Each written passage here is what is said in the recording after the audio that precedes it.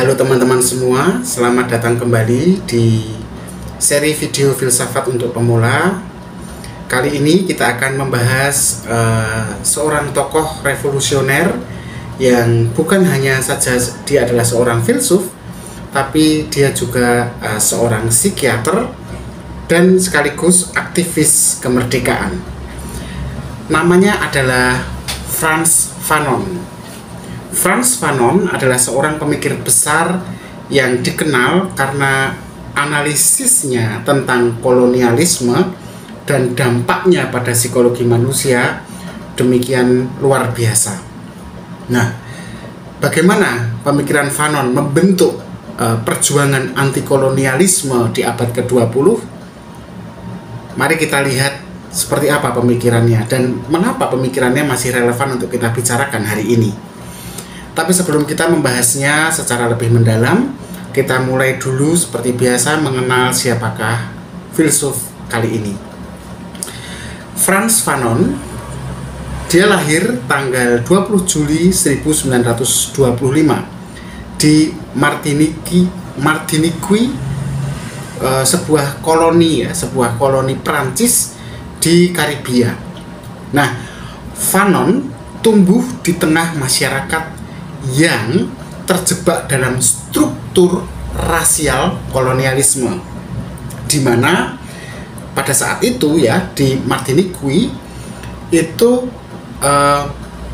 orang-orang kulit hitam diperlakukan sebagai warga kelas 2 oleh kolonial Prancis, karena Prancis menjadi penjajah di situ.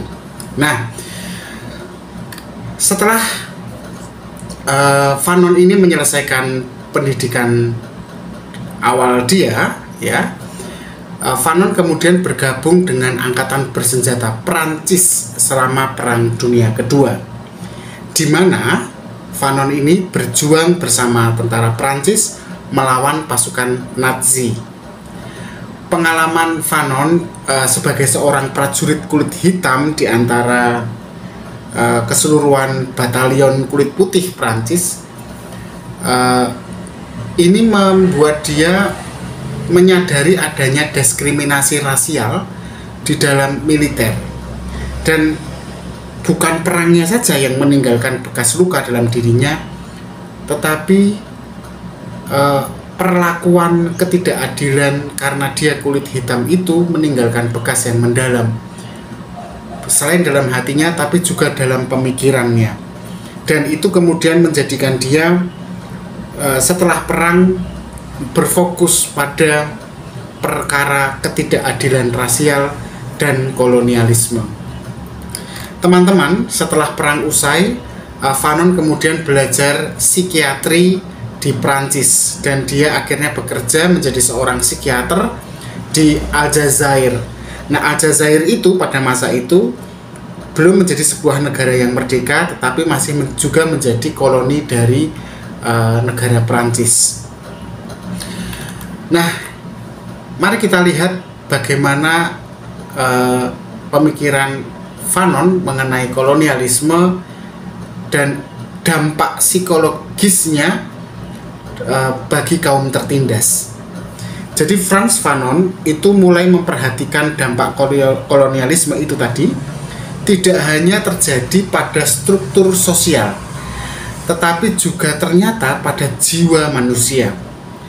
Dalam buku dia yang terkenal yang berjudul Black Skin, White Masks, jadi kulit hitam tapi bertopeng putih gitu ya, Fanon menjelaskan bagaimana kolonialisme itu menciptakan rasa rendah diri pada orang-orang yang terjajah. Nah, ini bukankah kita juga mengalami, teman-teman? Kita meski sudah merdeka puluhan tahun, kalau ketemu orang kulit putih, karena kita pernah dijajah oleh orang Belanda, kita selalu merasa lebih bodoh, lebih tidak beradab, lebih tidak punya kemampuan daripada mereka. Setidaknya ada perasaan inferior, ada perasaan minder gitu. Nah, Fanon kemudian lewat bukunya itu tadi membuat penekanan mengenai bagaimana rasa minder itu menjangkiti kaum yang terjajah, meski sudah tidak ada lagi penjajahnya. Nah, mari kita lihat juga apa inti sebenarnya pemikiran Fanon dalam bukunya. Setidaknya saya pribadi menemukan tiga inti pemikiran Fanon. Pertama, mengenai internalisasi rasisme.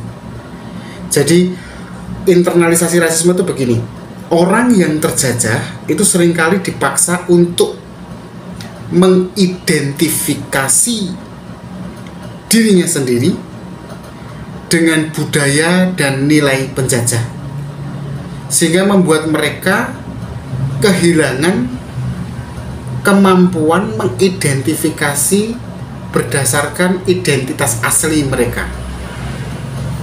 Jadi internalisasi rasisme, orang yang terjajah seringkali bahkan tidak mampu melihat dirinya sendiri dengan identitas yang khas, tetapi dia justru identitasnya disesuaikan dengan bagaimana penjajah melihat dirinya. Itu yang pertama. Inti pemikiran kedua dari Fanon itu dalam bukunya tadi ya, Black Skin White Mask, itu mengenai rasa teralienasi, rasa keterasingan. Fanon menggambarkan bahwa individu yang terjajah itu merasa seperti, saya kutip saja ya, terperangkap dalam kulit hitam tapi dengan topeng putih gitu. Sehingga dia selalu mencoba menyesuaikan diri dengan standar penjajah. Dan dia akhirnya apa? Terasing dari dirinya sendiri. Ini sangat tampak dalam hal misalnya makanan, cara berpakaian itu kan. Kemudian yang dijajah itu, yang terjajah itu tidak mengerti lagi bahkan selera makannya, selera berpakaiannya, cara hidupnya, terkecuali meniru dari yang menjajah dia. Karena penjajah itu kayak menetapkan standar gitu, standar peradaban atau kemanusiaan. Kalau kamu nggak mengikuti standar ini, berarti kamu di luar yang normal atau di luar yang beradab gitu. Nah, inti pemikiran Fanon yang ketiga adalah tentang psikologi penindasan.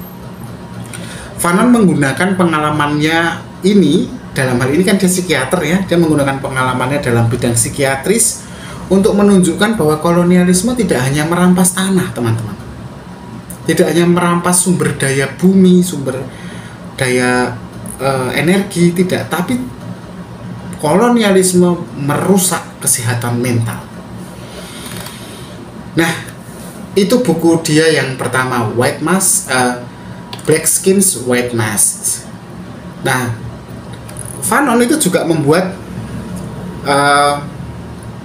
buku yang keduanya ya, buku yang juga fenomenal, judulnya The Right of the Earth ya.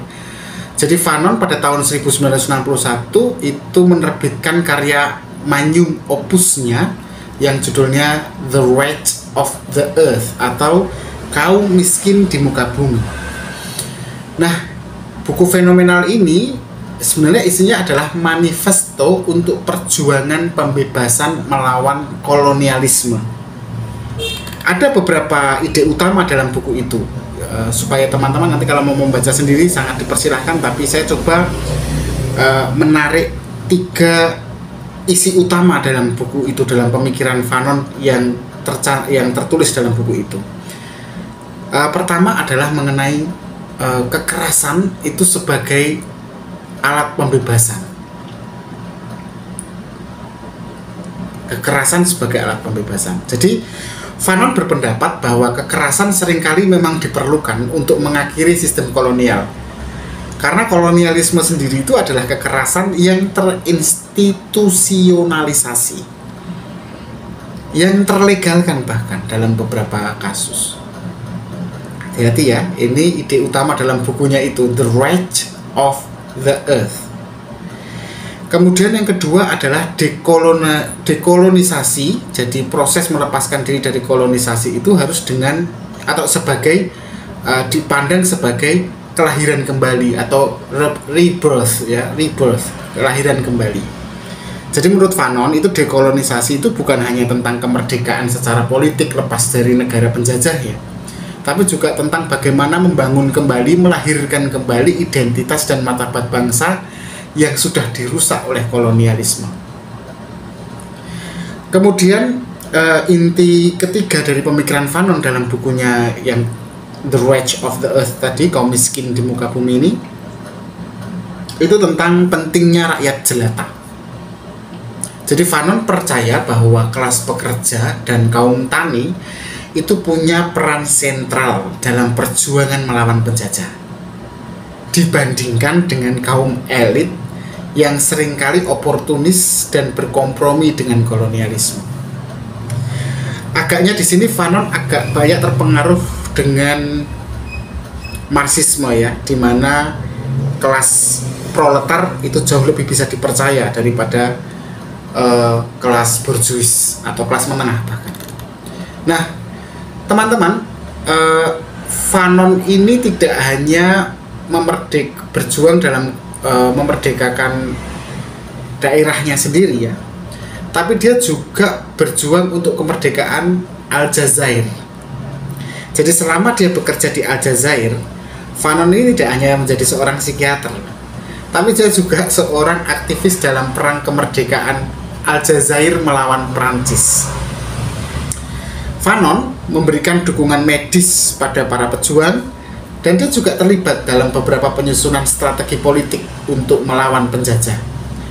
Nah, Fanon percaya bahwa kemerdekaan sejati itu hanya bisa dicapai jika orang-orang yang terjajah mampu merebut kembali kontrol atas tanah dan jiwa mereka. Nah, pertanyaannya kemudian, apa yang membuat Fanon relevan untuk masih kita bicarakan di era di mana kolonialisme mulai agak kabur ya jenisnya, tidak seperti dahulu ya, tahun 50-an, 60-an ya. Jadi Frans Fanon memang sudah meninggal ya. Dia meninggal usia muda, masih usia 36 tahun. Dia meninggal tanggal 6 Desember 1961 karena kanker leukemia. Meskipun hidup Fanon ini singkat, pemikiran dia dan tulisan-tulisan dia ini mempengaruhi gerakan anti kolonial dan anti rasisme di seluruh dunia. Nah, hari ini ide-ide Fanon ini masih relevan teman-teman dalam banyak diskusi, tapi tentu saja kasusnya bukan hanya masalah penjajahan ya. Misalnya penjajahan fisik maksud saya. Misalnya dalam diskusi mengenai ketidakadilan rasial dan sosial, ini sampai hari ini kan masih terjadi dimanapun, bahkan di negara paling demokratis seperti Amerika. Ya, apalagi di Indonesia ya. Yang kedua, diskusi tentang dampak psikologis dari penjajahan kebudayaan. Sampai hari ini di Indonesia kita masih menghadapi situasi semacam itu. Yang ketiga adalah perjuangan untuk kesetaraan global. Nah, teman-teman semua, salah satu kutipan yang paling terkenal dari Frantz Fanon adalah ini: setiap generasi harus menemukan misinya. Setiap generasi harus menemukan misi dia, tugas dia, yaitu memenuhinya. Atau sebaliknya, setiap generasi justru akan mengkhianati misi yang dia miliki. Kata-kata itu sebenarnya mengingatkan kita akan pentingnya mengambil tanggung jawab dalam melawan ketidakadilan di setiap zaman, di masa di mana kita hidup hari ini. Pilihannya, kita menjalankannya atau kita seolah-olah mengabaikannya, tidak mengetahuinya, dan sebagainya. Nah, demikian pembahasan yang bisa kita lakukan sampai sini tentang Frantz Fanon. Saya berharap teman-teman mempelajarinya sendiri. Yang saya sedia adalah simbol perjuangan untuk kebebasan, kesetaraan, dan martabat manusia. Lewat tulisan-tulisan dan perjuangannya, dia mengajarkan kita untuk enggak hanya memahami, tapi juga melawan ketidakadilan itu. Terima kasih teman-teman sudah ikut dalam kuliah online hari ini. Kita ketemu lagi pada kelas berikutnya. Tetap berpikir kritis dan terima kasih.